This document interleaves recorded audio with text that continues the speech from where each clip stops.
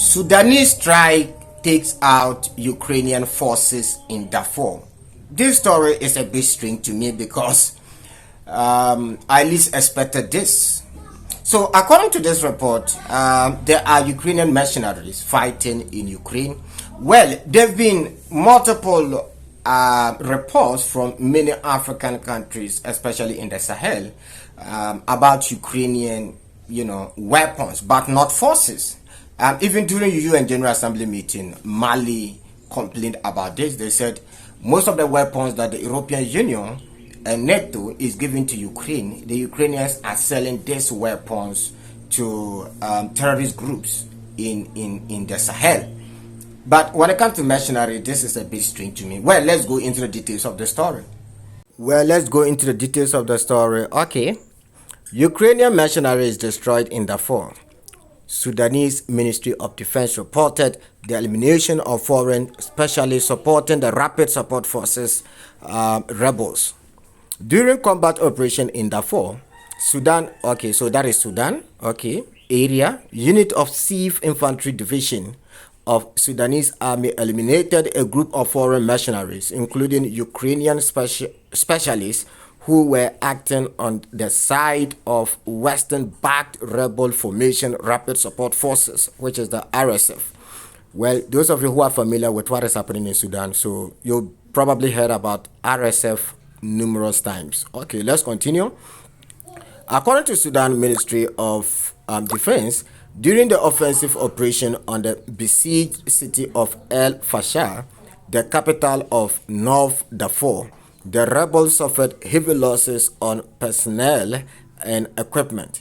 Among those destroyed were Ukrainian and Colombian contractors, including engineers in the field of unmanned system and electronic warfare technologies, who tried to penetrate the outskirts of the city. As I told you guys earlier on, this is not the first time that a story like this is coming up. Burkina Faso started complaining about Ukrainian weapons in the hands of terrorist groups in the Sahel. Niger complained about it, and even during UN General Assembly meeting, Mali also complained about it. Now, we have another African country also complaining about Ukrainian weapons on the battlefield, which is Sudan. I was a bit skeptical about the whole story till I came across UAV. The Ukrainians are very good in UAV. So, according to Sudan Ministry of Defense, these Ukrainians, when you read the whole article carefully, what they are trying to say is these Ukrainians are actually using drones, right? The Ukrainians are very good in drone warfare. Remember the current drone warfare happening between Russia and Ukraine. It is the Ukrainians who brought up this whole drone warfare because they didn't have these heavy bombers and cruise ships and precision missile systems to strike the Russians. So they decided to adopt this whole drone warfare. But the fact is, due to lack of, money and the necessary resource to move on, that is why the Russians have surpassed them in this drone warfare. But the point is, they are very good. So when I came across the drone part, I got to realize that there might be some truth to this particular story. By the way, those of you who follow what is happening, in Sudan, please, I want you guys to dive deep into this particular story more and let us know what is actually happening there. By the way, you know how we do it. I am going to give you guys most of the updates in this video. Support the channel by hitting on the like button, and if you are new to the channel, subscribe. So this week, I've spoken a lot about NATO promise to Russia during the reunification of Germany. And I also spoke about the United States' last ambassador to the Soviet Union. A good Samaritan sent me a video of this ambassador speaking back in 1995. And I want you guys to watch this video. There is one other factor here that we seem to be forgetting, and we did, though it was not a legally binding assurance, we gave categorical assurances to Gorbachev back when the Soviet Union existed, that if a united Germany was able to stay in NATO, NATO would not be moved eastward.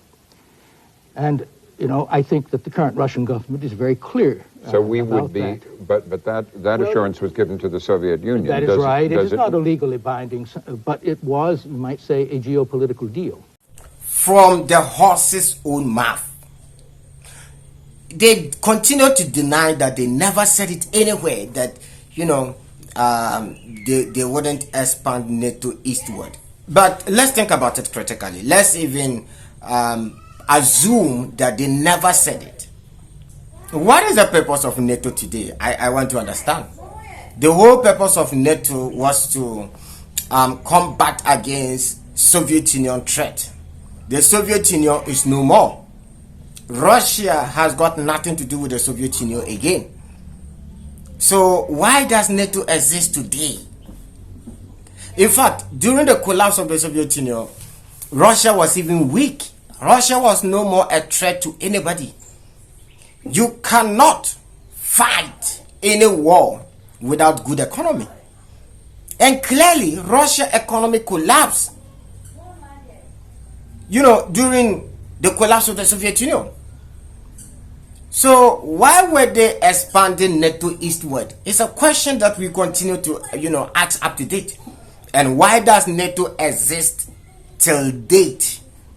The last ambassador to the Soviet Union did warn them. He told them that Russia will rise again. And here we are. He told them that Russia will one day rise and they will fight back.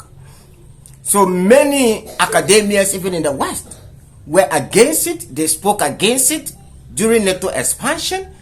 So it's not like the Russians just wake up one day and decided to invade Ukraine and started saying all these things. Our mother has spoken, all of us. Our mother, European Union President, Ursula von der Leyen, has spoken. And I want us to listen to what he said. We've seen Russian fighter jets pushing boundaries above Estonian airspace.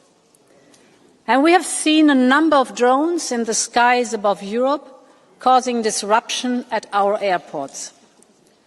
And look at what happened in Sochi just last week, where Putin gave his annual Valdai Club speech.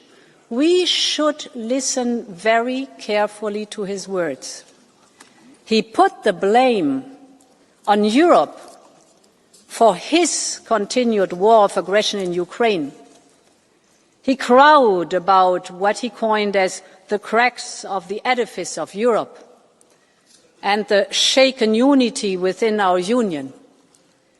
He's not hiding his contempt for our union and the foundations it is built on, and he is not hiding his glee and support for all of his obedient friends in Europe who are doing his work for him. This is the oldest trick in the book. Sow division, spread disinformation, create a scapegoat, all to turn Europeans against each other, to try to lower our guard while we fight each other, to weaken our resolve and our resilience. This is a trap, and we simply cannot fail for it.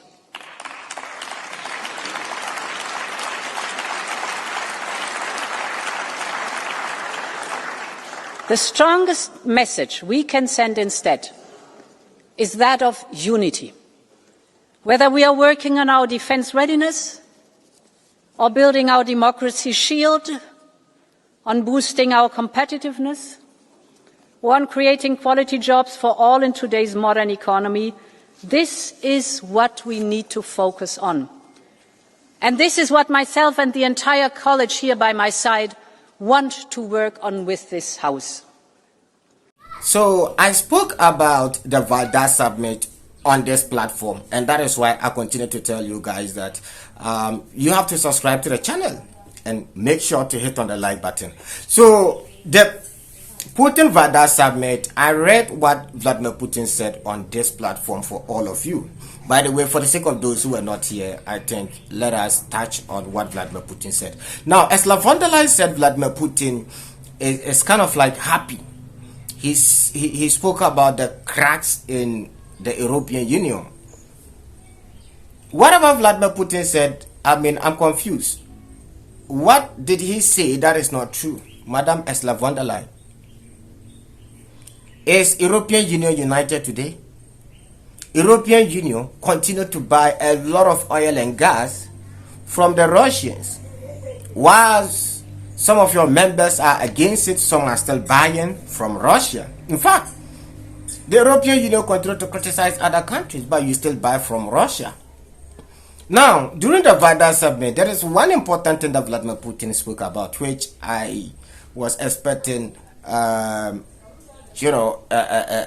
do you call him, Ursula von der Leyen to talk about. Vladimir Putin asked a simple question. He said the United States buys a lot of uranium from Russia, but the same United States is asking the European Union not to buy oil and gas from Russia. So according to Vladimir Putin, Europe or EU has kind of like become a colony of America. America controls them. That is one important thing that Vladimir Putin spoke about in the Vada summit, and that is exactly what I was expecting you to talk about. But you decided to play smart game and ignore that part. Talking about uniting against Russia, we've heard this a million times.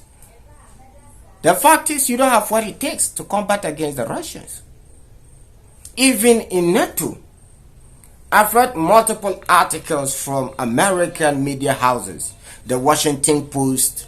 I've been multiple on this platform, them talking about lack of unity even in NATO.